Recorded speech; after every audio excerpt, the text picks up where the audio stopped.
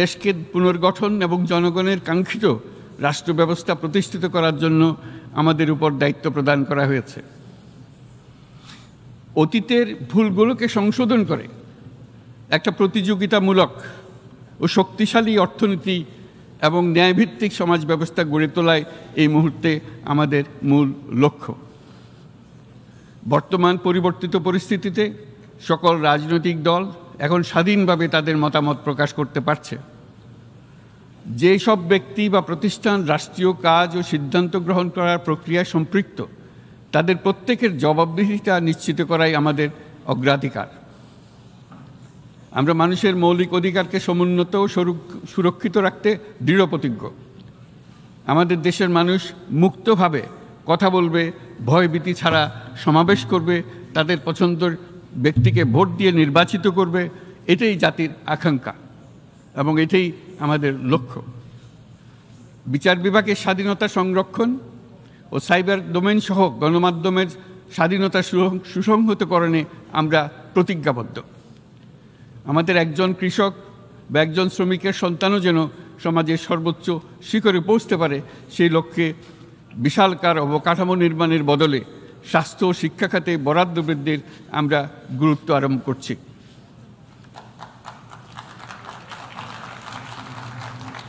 রাষ্ট্র ব্যবস্থার সকল পর্যায়ে সুশাসন ফিরিয়ে আনাই আমাদের অভীষ্ট। বাংলাদেশে যেসব আন্তর্জাতিক, আঞ্চলিক এবং দ্বিপাক্ষিক চুক্তির পক্ষভুক্ত, সেগুলো প্রতিপালনে আমাদের সরকার বদ্ধপরিকর। জাতিসংঘ সহ বহুপাক্ষিক বিশ্ব কাঠামোতে বাংলাদেশের সক্রিয় অংশগ্রহণ ও অবদান অব্যাহত থাকবে। পারস্পরিক শ্রদ্ধাবোধ, মর্যাদা ও স্বার্থরক্ষণের ভিত্তিতে বাংলাদেশ বিশ্বের সকল রাষ্ট্রের সাথে বন্ধুত্বপূর্ণ সম্পর্ক বজায় রাখবে। মাননীয় সভাপতি, গত 7 সপ্তাহের মধ্যে আমাদের সরকার বিভিন্ন গুরুত্বপূর্ণ পদক্ষেপ গ্রহণ করেছে। আমাদের অনুরোধে সাড়া দিয়ে জাতিসংঘের মানবাধিকার বিষয়ক হাই কমিশনার বাংলাদেশের গণ আন্দোলনকালে সংগঠিত মানবাধিকার লঙ্ঘনের বিষয়ে বিস্তৃত অনুসন্ধান এবং এইসব বিষয়ে ঘটনার পুনরাবৃত্তি রোধে পরামর্শ প্রদানের জন্য একটা ফ্যাক্ট ফাইন্ডিং কমিশন গঠন এবং তার কাজ শুরু করার জন্য দ্রুত বাংলাদেশে পাঠিয়ে দিয়েছে। আমি তাকে বাংলাদেশের পক্ষ থেকে অশেষ ধন্যবাদ জানাচ্ছি।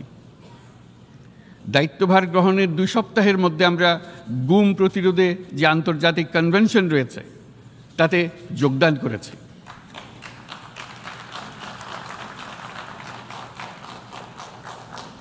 এর আশু বাস্তবায়নের জন্য প্রয়োজনীয় দেশীয় আইন ও বিধি প্রণয়নে আমরা এখন প্রক্রিয়া শুরু করেছি। বাংলাদেশে গত 1.5 দশকে যে সমস্ত গুমের অভিযোগ রয়েছে সেগুলো তদন্ত করার জন্য একটি তদন্ত কমিশন এই মুহূর্তে কর্মরত আছে। মানুষের আস্থা, আত্মবিশ্বাস ফিরিয়ে আনতে এবং নির্মম অতীত যেন আর ফিরে না আসে কোনোদিন, সেই জন্য আমরা কিছু সুনির্দিষ্ট খাতে সংস্কারকে অগ্রাধিকার দিয়েছি। সেই লক্ষ্যে আমরা বিদ্যমান নির্বাচন ব্যবস্থা, সংবিধান, বিচার ব্যবস্থা, জনপ্রশাসন, আইন শৃঙ্খলা ব্যবস্থা সংস্কারের জন্য স্বাধীন কমিশন গঠন করেছি। সংবাদপত্র ও গণমাধ্যমের সংস্কারের জন্যও পৃথক কমিশন সহ আরও কয়েকটি বিশেষ বিষয়ে কমিশন গঠন প্রক্রিয়াধীন রয়েছে। ব্যবসা বাণিজ্যে অনুকূল পরিবেশ সৃষ্টির লক্ষ্যে আমরা ব্যাংক ও আর্থিক খাতের ব্যাপক সংস্কারের উদ্যোগ গ্রহণ করেছি। কোনো বিদেশি ব্যবসা বা বিনিয়োগ যেন ক্ষতিগ্রস্ত না হয় তা নিশ্চিত করতেও আমরা বদ্ধপরিকর। এইসব সংস্কার যেন টেকসই হয়, দীর্ঘমেয়াদে নিশ্চিত করতে এবং অবাধ ও নিরপেক্ষ অংশগ্রহণপূর্বক নির্বাচনের জন্য উপযোগী পরিবেশ সৃষ্টি করতে আমরা কাজ করে যাচ্ছি। গণতন্ত্র, আইনের শাসন, সমতা, সমৃদ্ধি অর্জনের মাধ্যমে একটি ন্যায়ভিত্তিক সমাজ হিসেবে আত্মপ্রকাশের অভিপ্রায় বাস্তবায়নে আমি বাংলাদেশের প্রতি আন্তর্জাতিক সম্প্রদায়ের সমর্থন ও গভীরতর সম্পর্ক গঠন করার জন্য আহ্বান জানাচ্ছি।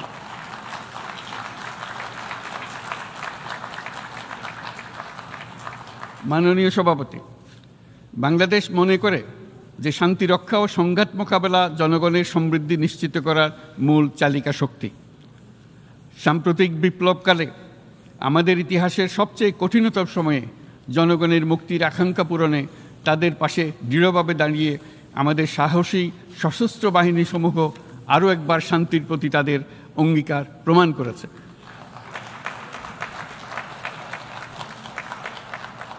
এটা সম্ভব হয়েছে শান্তি রক্ষায় আমাদের অঙ্গীকারের কেন্দ্রবিন্দুতে মানবাধিকারকে স্থান দেওয়ার ফলে। জাতিসংঘের পিস বিল্ডিং কমিশনের সূচনা লগ্ন থেকেই শান্তি রক্ষার মতো শান্তি বিনির্মাণেও বাংলাদেশ সমান অঙ্গীকার ব্যক্ত করে এসছে। আমাদের দিনগুলোতে আমরা জাতিসংঘের শান্তি রক্ষা কার্যক্রমে আমাদের মূল্যবোধ ভিত্তিক অবদানের ধারাবাহিকতা রক্ষা, সমুন্নত ও প্রসারিত করতে বদ্ধপরিকর।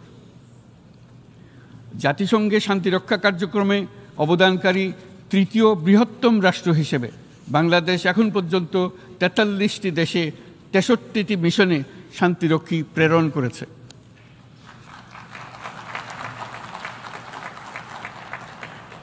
বসনিয়া থেকে শুরু করে কঙ্গো পর্যন্ত বিশ্বের বিভিন্ন প্রান্তে এসব মিশনে দায়িত্ব পালনকালে ১৬৮ জন বাংলাদেশি শান্তিরক্ষী নিজেদের জীবন বিসর্জন দিয়েছে।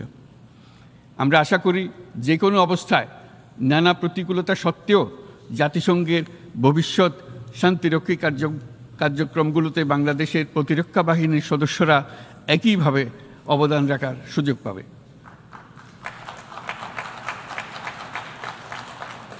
মাননীয় সভাপতি, আমাদের সকলের বাসস্থান এই পৃথিবী বৈশ্বিক অগ্রাধিকারগুলোকে সঠিকভাবে নির্ণয় করতে আগ্রহী। জলবায়ু পরিবর্তন আমাদের সকলের অস্তিত্বের প্রতি হুমকি স্বরূপ। এই গ্রীষ্মে সর্বকালের রেকর্ড ভঙ্গকারী তাপদাহ আমাদের জলবায়ুজনিত পরিবর্তনের কথা স্পষ্টভাবে স্মরণ করিয়ে দিয়েছে। আমাদের যা প্রয়োজন তা হলো জলবায়ু সম্পর্কিত ন্যায় বিচার, যাতে করে দায়িত্বজ্ঞানহীন সিদ্ধান্ত, উদাসীন আচরণ কিংবা এর মাধ্যমে সাধিত ক্ষতির বিষয়ে যারা সংশ্লিষ্ট তাদের দায়বদ্ধ করা যায়। জলবায়ু পরিবর্তনজনিত দীর্ঘমেয়াদী প্রভাবগুলো অপূরণীয় ক্ষতির কারণ হয়ে দাঁড়িয়েছে। আমরা জীব বৈচিত্র্য হারিয়ে ফেলছি, প্যাথোজেনের পরিবর্তনের ফলে নতুন রোগ বাড়ছে, কৃষিক্ষেত্রে চাপ বাড়ছে ক্রমাগতভাবে, পানি সম্পদ ঝুঁকিতে ফেলছে আমাদের বাসযোগ্যতাকে, সমুদ্র পৃষ্ঠের উচ্চতা বৃদ্ধি এবং লবণাক্ততা আমাদের ক্ষতি করছে প্রতিনিয়ত। ঘূর্ণিঝড়ের সংখ্যা ও মাত্রা বৃদ্ধির কারণে যেই ক্ষতি হচ্ছে তাকে উপেক্ষা করার সুযোগ নেই। ক্ষুদ্র কৃষক, প্রান্তিক পর্যায়ে জীবিকা অন্বেষণকারীরা জলবায়ু পরিবর্তনজনিত ঝুঁকির মুখোমুখি হচ্ছে সবচেয়ে বেশি। আমি আজ এই বিশ্ব সভায় যখন কথা বলছি তখন বাংলাদেশের পূর্বাঞ্চলে ৫০ লাখেরও অধিক মানুষ তাদের জীবদ্দশায় হওয়া সবচেয়ে ভয়াবহ বন্যা মোকাবেলা করে যাচ্ছে। মহাসচিব গুতেরেস আমাদেরকে দেখিয়েছেন যে বিদ্যমান পরিক্রমা অব্যাহত থাকলে বিশ্বের গড় তাপমাত্রা ২.৭ ডিগ্রি সেলসিয়াস বৃদ্ধির দিকে অগ্রসর হতে থাকবে। তাই বাংলাদেশের মতো জলবায়ু ঝুঁকিতে থাকা দেশগুলোতে অভিযোজনের জন্য ব্যাপক বিনিয়োগের আহ্বান জানাচ্ছি।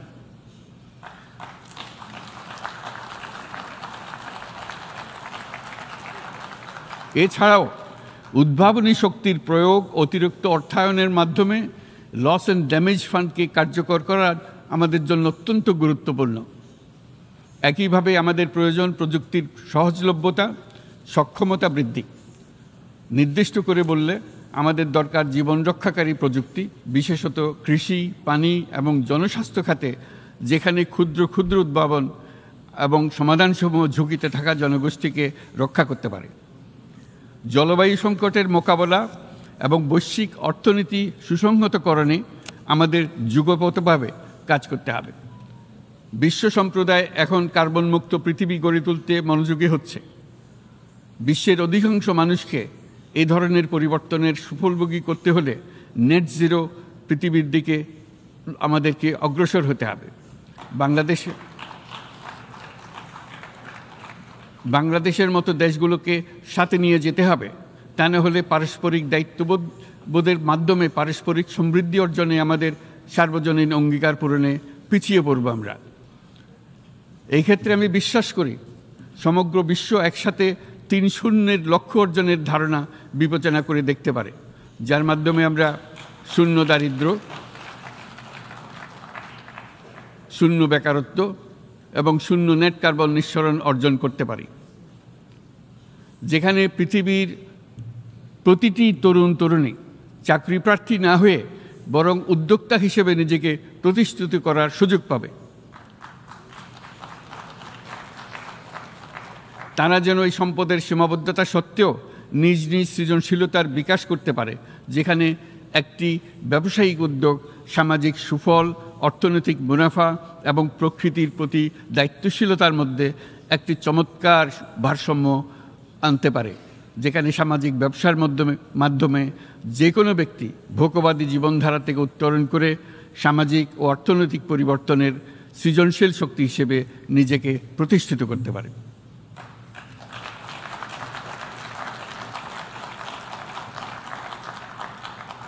এই সময়ে তাই প্রয়োজন উন্নত উন্নয়নশীল সকল দেশসমূহ এবং বিভিন্ন অংশীদারদের মধ্যে নতুন দৃষ্টিভঙ্গি, নতুন মূল্যবোধ এবং নতুন একতা। সামগ্রিকভাবে এই লক্ষ্য অর্জনে জাতিসংঘ ব্যবস্থা, জাতীয় আঞ্চলিক পর্যায়ে সরকারসমূহ, সকল ব্যবসা প্রতিষ্ঠান, বেসরকারি অংশীজন এবং দাতব্য সংস্থাগুলোকে একসঙ্গে কাজ করতে হবে। আমাদের অর্থনৈতিক কাঠামোতে সামাজিক ব্যবসাকে স্থান দিলেই নিচের অর্ধেকাংশ মানুষের জীবনে তা বিরাট পরিবর্তন আনতে পারে।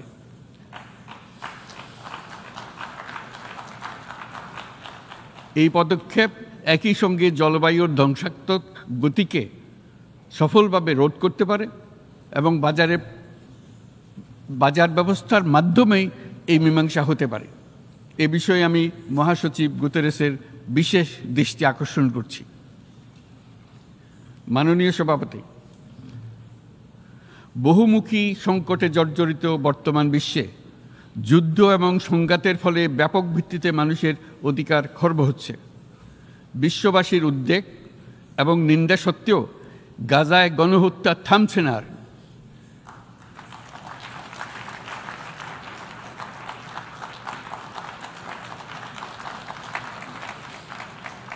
ফিলিস্তিনের মতো বিদ্যমান বাস্তবতা কেবল আরব কিংবা মুসলমানদের জন্যই উদ্বেগজনক নয়, বরং তা সমগ্র মানব জাতির জন্যই উদ্বেগের বিষয়।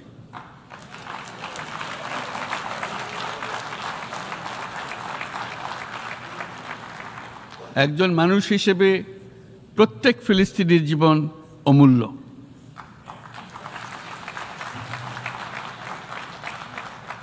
ফিলিস্তিনের জনগণের বিরুদ্ধে যে মানবতা বিরোধী অপরাধ হচ্ছে তার জন্য সংশ্লিষ্ট সকলকে দায়বদ্ধ করতে হবে।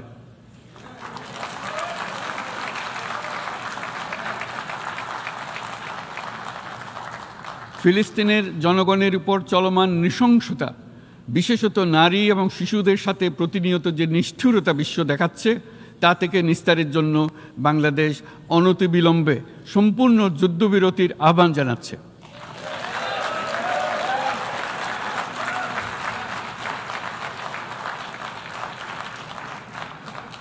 দ্বিরাষ্ট্রভিত্তিক সমাধানেই মধ্যপ্রাচ্যে টেকসই শান্তি আনতে পারবে। তাই জাতিসংঘ সহ আন্তর্জাতিক সম্প্রদায়ের সকলকে এর বাস্তবায়নের জন্য এখনই উদ্যোগ নিতে আহ্বান জানাচ্ছি।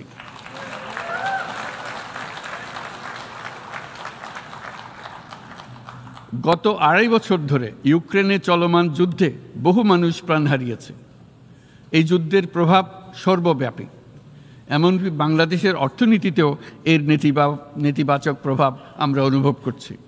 আমরা তাই উভয় পক্ষকে সংলাপে বসে বিরোধ নিরসনের মাধ্যমে যুদ্ধের অবসান ঘটানোর আহ্বান জানাচ্ছি।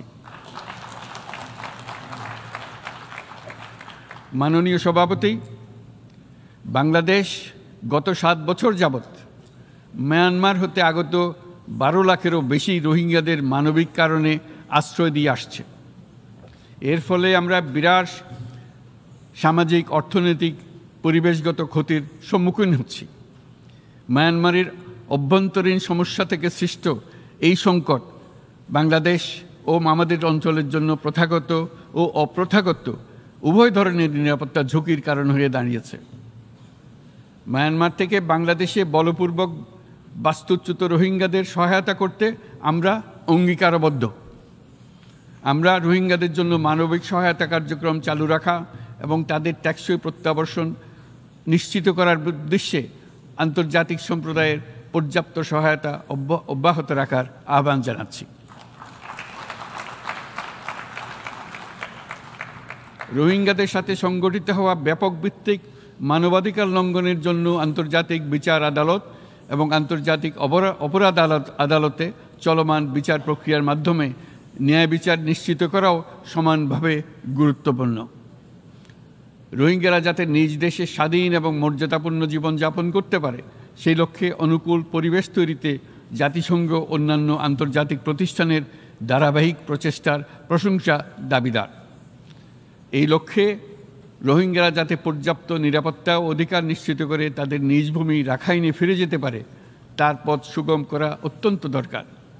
মায়ানমারে প্রতিনিয়ত পরিবর্তনশীল অবস্থা বিবেচনা রেখে বাংলাদেশ আন্তর্জাতিক সম্প্রদায়ের সাথে একযোগে রোহিঙ্গাদের নিজ দেশে মর্যাদাপূর্ণ টেকসই প্রত্যাবর্তনের জন্য পরিবেশ সৃষ্টিতে কাজ করতে প্রস্তুত।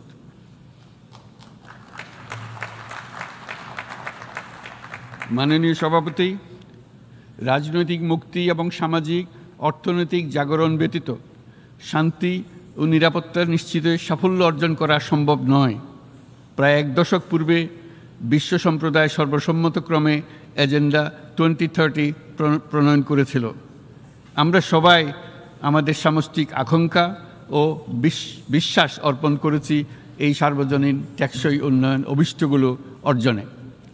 সার্বিকভাবে মাত্র 17% ও কম লক্ষ্যমাত্রা অর্জন হয়েছে। স্পষ্টতই এই ক্ষেত্রে অনেক উন্নয়নশীল রাষ্ট্র আরও পিছিয়ে আছে। উন্নয়নশীল দেশগুলোকে এসডিজি অর্থায়নে বছরে প্রায় 2.5 থেকে 4 ট্রিলিয়ন মার্কিন ডলারের সমান ঘাটতি মোকাবেলা করতে হচ্ছে। উন্নয়নশীল বিশ্বের ঋণের বোঝা, ক্ষয়িষ্ণু আর্থিক সক্ষমতা এবং জলবায়ু পরিবর্তনের ক্ষতিকর প্রভাবের কারণে বাংলাদেশের মতো দেশগুলিতে বেশি ঝুঁকিতে রয়েছে। আমরা আশা করি উন্নয়নের জন্য অর্থায়ন সংক্রান্ত চতুর্থ আন্তর্জাতিক সম্মেলনে এই ধরনের জটিল এবং কাঠামোগত সমস্যাগুলোর দিকে নজর দেওয়া হবে। বহুপাক্ষিক আর্থিক প্রতিষ্ঠানগুলোকে এমন অভিন্ন লক্ষ্যে নিয়ে যাওয়ার কাজ করতে হবে যাতে সকল রাষ্ট্র সমানভাবে সম্পদ ও সুযোগের ব্যবহার করতে পারে। তারা নিজেদের কর্মসূচিতে সামাজিক ব্যবসাকে গুরুত্বপূর্ণ ভূমিকা দিতে পারে যাতে নিম্ন আয়ের দেশগুলোর বাস্তবতাকে বিশেষভাবে মোকাবেলা করা যায়, যা ব্যবসায়ী উদ্যোগ এবং ব্যক্তির সৃজনশীলতাকে উদ্বুদ্ধ করে, যা বঞ্চিত জনগোষ্ঠীকে বিশালভাবে সহায়তা করে। এই ক্ষেত্রে অবৈধ অর্থের প্রবাহ এবং উন্নয়নশীল দেশগুলো থেকে সম্পদ পাচার বন্ধ করা অত্যন্ত আবশ্যক। উন্নয়নশীল দেশগুলো থেকে পাচার হয়ে যাওয়া সম্পদ ফেরত আনার জন্য আন্তর্জাতিক সহযোগিতা জোরদার করতে হবে। আমরা আশা করি কর ফাঁকি রোধে আন্তর্জাতিক কর কনভেনশন অতি শীঘ্রই গৃহীত হবে। মাননীয় সভাপতি, আমরা যে নিবিড়ভাবে সংযুক্ত বিশ্বে বসবাস করছি সেখানে অভিবাসন এবং মানুষের অবাধ প্রবাহ এক অলঙ্ঘনীয় বাস্তবতা। বাংলাদেশি নাগরিকরা প্রতিনিয়ত বিভিন্ন দেশে অভিবাসী হিসেবে যাচ্ছেন। তারা বিভিন্ন দেশে তাদের কর্মসংস্থানের সন্ধানে আছেন। বিশ্বের বিভিন্ন প্রান্তে এই মুহূর্তে প্রায় 1.5 কোটি প্রবাসী বাংলাদেশি আছেন। সকলের জন্য অভিবাসনের উপযোগিতা নিশ্চিত করতে বিশ্ব সমাজকে নিরাপদ, সুশৃঙ্খল এবং নিয়মিত মর্যাদাপূর্ণ অভিবাসনের পথ সুগম করতে হবে। আন্তর্জাতিক সম্প্রদায়কে অভিবাসীদের মানবাধিকার এবং তাদের প্রতি মানবিক আচরণ নিশ্চিত করতে হবে। অভিবাসনের উপর 2018 সালে যে গ্লোবাল কম্প্যাক্ট অন মাইগ্রেশন গৃহীত হয়েছে তার পূর্ণ বাস্তবায়নে বাংলাদেশ প্রতিশ্রুতিবদ্ধ এবং একই সাথে অনিরাপদ অভিবাসন রোধেও আমরা বদ্ধপরিকর। মাননীয় সভাপতি, প্রতি বছর প্রায় 25 লক্ষ তরুণ তরুণী বাংলাদেশের শ্রমবাজারে যুক্ত হচ্ছেন। বাংলাদেশের বিপুল জনশক্তির প্রায় 2/3 তরুণ। এই জনশক্তিকে বর্তমান ও আগামীর জন্য গড়ে তোলা বাংলাদেশের জন্য একটা বড় চ্যালেঞ্জ। ক্রমপরিবর্তনশীল কর্মজগতে একজন তরুণকে প্রতিনিয়ত নতুন দক্ষতা অর্জন করতে হয়। এই কর্মপরিবেশের সাথে মানিয়ে নেওয়া শিখতে হয়। এই জন্য বাংলাদেশ যখন মধ্যম আয়ের দেশ হিসেবে উন্নতি হচ্ছে, তখন আমরা শিক্ষা এবং প্রযুক্তিগত সহায়তা লাভের উপর বিশেষ জোর দিচ্ছি। এবার কৃত্রিম বুদ্ধিমত্তার বিষয়ে আসি। কৃত্রিম বুদ্ধিমত্তার অভাবনীয় বিকাশ এবং এর বহুমাত্রিক প্রয়োগে বাংলাদেশ বিশেষভাবে আগ্রহী। আমাদের তরুণ সমাজ জেনারেটিভ আর্টিফিশিয়াল ইন্টেলিজেন্সের সম্ভাবনা নিয়ে উচ্ছ্বসিত। একজন বিশ্ব নাগরিক হিসেবে তারাও চায় নতুন পৃথিবীতে নিয়োজিত হতে, কর্মক্ষম হিসেবে নিজেকে গড়ে তুলতে। বাংলাদেশের মতো বৃহৎ তরুণ জনগোষ্ঠীর দেশ যাতে কৃত্রিম বুদ্ধিমত্তার প্রয়োগজনিত অর্জিত সুফল থেকে পিছিয়ে না পড়ে, বিশ্ব সম্প্রদায়কে তা নিশ্চিত করতে হবে।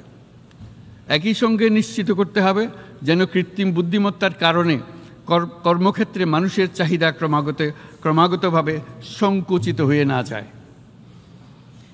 এই প্রসঙ্গে আমি উল্লেখ করি যে আমরা ভিন্ন একটা ইন্টেলিজেন্স, অটোনোমাস ইন্টেলিজেন্স, অর্থাৎ যে কৃত্রিম বুদ্ধিমত্তা নিজেই নিজের কৃত্রিম বুদ্ধিমত্তাকে সম্প্রসারিত করতে পারে মানুষের কোনো হস্তক্ষেপ ছাড়াই, তার ব্যাপারে আমরা বৈজ্ঞানিকদের দৃষ্টি আকর্ষণ করতে চাই। আমাদের ধারণা অটোনোমাস ইন্টেলিজেন্স মানুষের অস্তিত্বকে বিপন্ন করে তুলতে পারে, কাজে এই ব্যাপারে আমাদের সম্পূর্ণ সজাগ থাকতে হবে। মাননীয় সভাপতি, আমাদের আসলে দরকার নতুন ধরনের সহযোগিতা কাঠামো, যেখানে বৈশ্বিক ব্যবসা ও জ্ঞানের অধিকারী গোষ্ঠী মানুষের চাহিদাগুলোকে যথাযথভাবে অনুধাবন করবে। আন্তর্জাতিক সহযোগিতার মাধ্যমে উন্নয়নশীল দেশগুলোর জন্য এমন একটি রূপান্তরকারী ব্যবস্থা তৈরি করতে হবে যা কর্মসংস্থান, আর্থসামাজিক প্রতিকূলতা বা জীবিকার জন্য যুৎসয় সমাধান নিশ্চিত করবে। মাননীয় সভাপতি, আমাদের প্রচেষ্টা, সক্ষমতা এবং সম্পদ একত্রীকরণের মাধ্যমে সকলের সামর্থ্য, উদ্ভাবনী শক্তি এবং সমৃদ্ধিকে কাজে লাগাতে হবে। আর্থসামাজিক উন্নয়ন এবং জলবায়ু সহনশীলতা নিয়ে আমরা প্রতিনিয়ত যে প্রতিকূলতার সম্মুখীন হচ্ছি, সম্মিলিত উদ্যোগের মাধ্যমে তার মোকাবেলা করতে হবে। বৈশ্বিক দক্ষিণের দেশগুলোকে অনন্য অর্থনৈতিক এবং সামাজিক প্রেক্ষাপটে দক্ষিণ দক্ষিণ এবং ত্রিভুজীয় সহযোগিতা এই ক্ষেত্রে বিশেষভাবে সহায়ক হতে পারে বলে আমি মনে করি।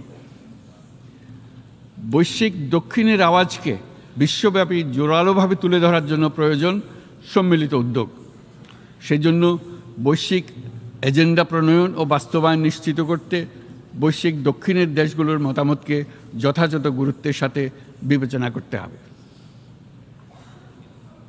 জনাব সভাপতি, কোভিড অতিমারির অভিজ্ঞতায় আমরা দেখেছি জনস্বাস্থ্যে ব্যাপক বিনিয়োগ কতটা গুরুত্বপূর্ণ হতে পারে। বিশ্ব স্বাস্থ্য সংস্থায় বৈশ্বিক অতিমারি চুক্তির চলমান আলোচনায় বাংলাদেশ নেতৃত্ব প্রদান করে চলেছে।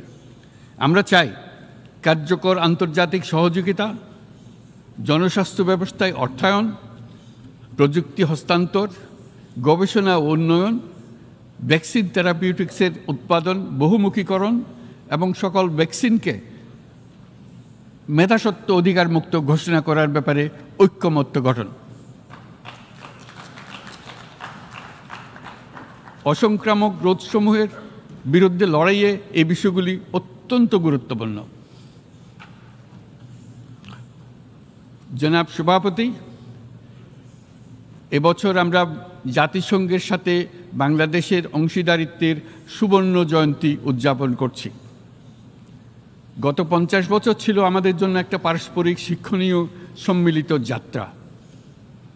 সীমিত উপায়ে বাংলাদেশ বৈশ্বিক শান্তি ও নিরাপত্তা, ন্যায়, সমতা, মানবাধিকার প্রতিষ্ঠায় ধারাবাহিকভাবে অবদান রেখে আসছে।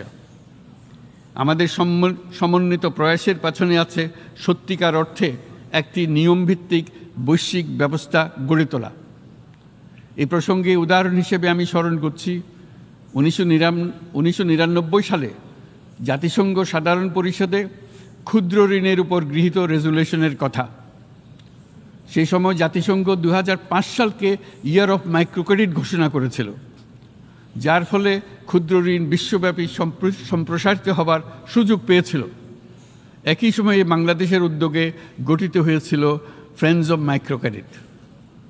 2001 সাল থেকে সাধারণ পরিষদে কালচার অফ পিস সংক্রান্ত বাৎসরিক যে রেজলিউশন গৃহীত হয়ে আসছে, বা নিরাপত্তা পরিষদে নারী, শান্তি ও নিরাপত্তা সংক্রান্ত যে 1325 নম্বর রেজলিউশন গৃহীত হয়েছিল, তা বাংলাদেশের বিশ্বজনীন উদ্যোগগুলোর প্রতিফলন এবং অবদান। মাননীয় সভাপতি, আজ এই মহান বিশ্বসভায় বিশ্ব নেতৃবৃন্দের উপস্থিতিতে প্রতিধ্বনিত হচ্ছে শান্তি, নিরাপত্তা, ন্যায় বিচার প্রতিষ্ঠা এবং সম্পদের সুষম বন্টনের মাধ্যমে সকলের অন্তর্ভুক্তি নিশ্চিত করার আহ্বান।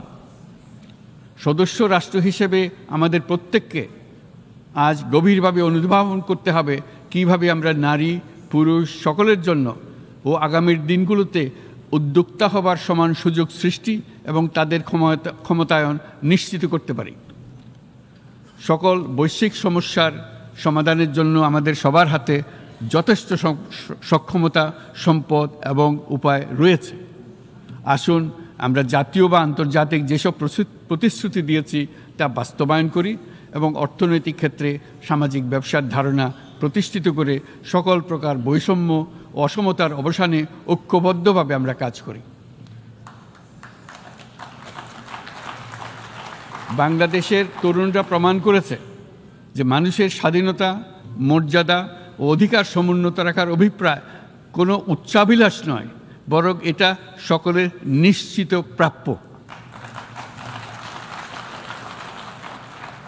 আজ এই মহান সমাবেশে আপনাদের উপস্থিতিতে শান্তি, সমৃদ্ধি ও ন্যায় বিচার নিশ্চিত করতে আন্তর্জাতিক, আঞ্চলিক এবং জাতীয় পর্যায়ে বাংলাদেশে তার ভূমিকাকে ক্রমাগতভাবে জোরদার করার নিশ্চয়তা দিচ্ছে।